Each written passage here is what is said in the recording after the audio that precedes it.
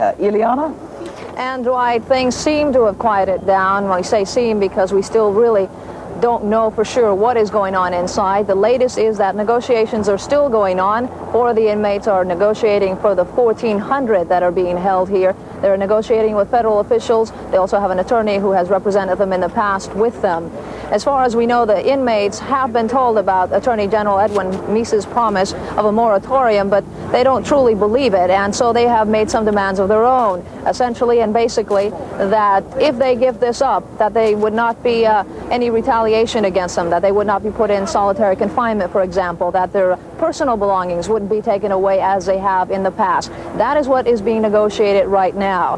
In the meantime, there is some good news in the sense that the fire that has been raging here all night in 4 of the buildings within the prison apparently is burning itself out. So at least the danger, the threat of the fire spreading to the rest of the prison is not as great as it was just a couple of hours ago.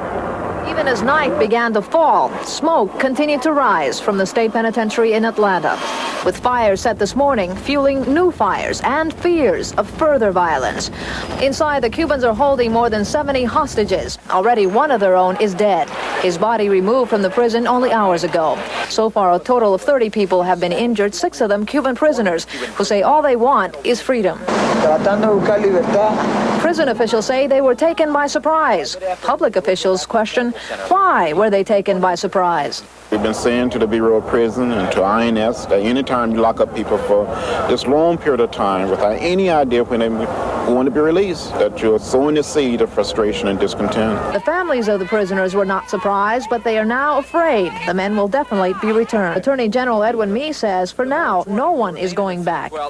I have offered to declare a moratorium on the return of the Cuban nationals to Cuba. But according to a reporter sitting in on negotiations between 4 prisoners and federal authorities, the prisoners have little faith in Meese's promise. So that gives you an idea of the fact that this is probably far from over. Ileana, if anything changes, please get back to us.